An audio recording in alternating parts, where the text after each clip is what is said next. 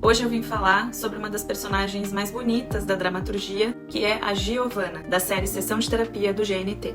Já fiz uma bariátrica, só que ela não deu muito certo. Eu engordei de novo, por isso a segunda cirurgia. Meu nome é Luísa, eu sou nutricionista e eu falo sobre obesidade, outros tópicos da nutrição e assuntos gerais como esse. Giovanna é uma mulher preta e que foi gorda a vida toda. Já passou por um processo de bariátrica e já fez todas as dietas possíveis e imagináveis. Low carb, jejum intermitente, dieta do ponto, do ovo. A Giovanna procura terapia por 2 motivos. O primeiro é porque ela tá com muito medo de morrer por causa da gordura dela. E o segundo é porque ela busca o laudo de um psicólogo para poder fazer uma nova cirurgia. Ela se sente completamente impotente, incapaz de ter êxito no processo de emagrecimento. Ela sempre se sentiu marginalizada de alguma forma, não somente pela questão racial, mas pela questão do peso também. Era a catraca do ônibus que não girava quando ela passava, o carro que era muito baixo e ela não conseguia entrar ou sair, o cinto do avião que não fechava e ela precisava pedir algum adaptador, situações pequenas do dia a dia que iam colocando ela cada vez mais à margem da sociedade. Somado a isso, a invalidação desse sentimento de falta de controle que ela sentia perante a comida por profissionais de saúde. É como se a condição física dela fosse deixando ela de fora do funcionamento normal das coisas. Com 15 anos, a Giovanna já recusava convites para ir à praia por vergonha do corpo. Ela se lembra que lia revistas de como que seria o corpo ideal para um menino se apaixonar por ela, e esse corpo sempre era magro. Então, querendo ou não, ela jamais poderia exibir aquele corpo que ela tinha. E agora, com 32 anos, a Giovanna não tem uma vida sexual ativa, nem com ela e nem com os outros. Ela nunca mais tinha visto o corpo nu no espelho com a luz acesa. Até que um dia ela tomou coragem, acendeu a luz e viu seu corpo nu no espelho. O sentimento era que ela não tinha amado, mas também não tinha odiado. Ela olhou aquele corpo como uma consequência das escolhas dela. Um olhar de julgamento, como se até fosse o olhar de uma pessoa de fora analisando aquele corpo, e não ela mesma. O Caio, psicólogo dela, pontua brilhantemente que a questão, no caso dela, não é anatômica ou fisiológica. O problema não é no estômago, até porque já foi feita uma cirurgia lá. E qual foi o resultado disso? O ganho de peso da Giovanna ocorre pelos episódios de compulsão alimentar, principalmente no período noturno. Ela mora com os pais, que percebem, mas não falam muito sobre o assunto diretamente. Ela acaba comendo escondido e some logo com as embalagens para ninguém perceber o que foi consumido.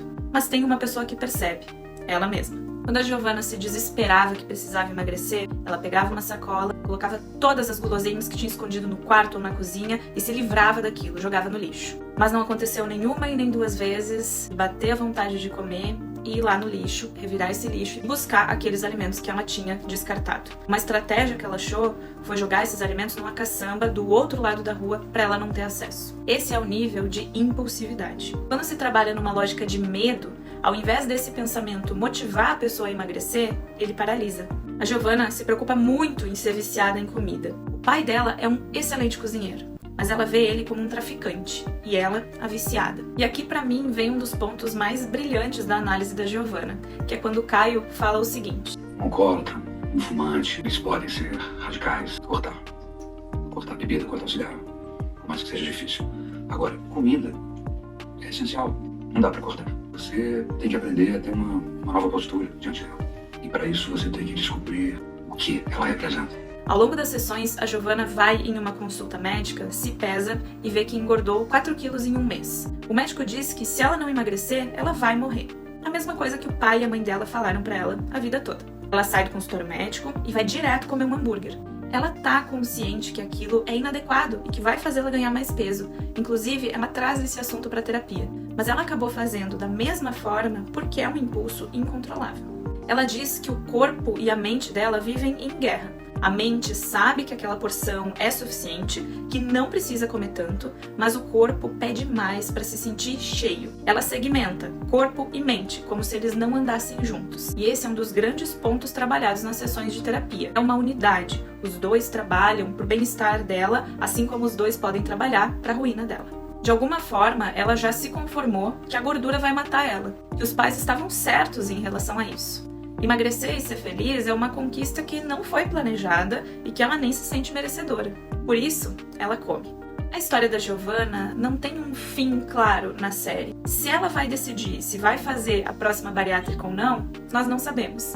Mas isso acaba sendo indiferente, porque o que importa é o que ela vem buscando em termos de conexão entre ela, a comida e o próprio corpo. A história da Giovanna é a história de muitas mulheres, independente do grau de obesidade. Essa personagem gerou identificação com muitas pessoas, principalmente as mulheres. A mensagem que fica é: todos nós somos capazes de mudar, de evoluir, de nos amar e de cuidar desse corpo que nós habitamos. E que nem tudo é tão simples. Não é só fechar a boca e parar de comer. Envolve tantas questões emocionais, afetivas, biopsicossociais. Precisamos entender isso e acolher esses sentimentos toda vez que surgir aquela vontade incontrolável de comer, aquela dificuldade de parar de comer e o quanto isso vem trazendo de consequências para o nosso corpo. Então não é só contar calorias, porque a Giovanna tinha completa noção de quantas calorias tinha um hambúrguer, mas mesmo assim ela não deixava de comer. E não era por falta de vontade, por desleixo, era de fato questões associadas a memórias afetivas infantis, de adolescência, da sociedade que ela está inserida, que fazem com que ela tenha esse comportamento.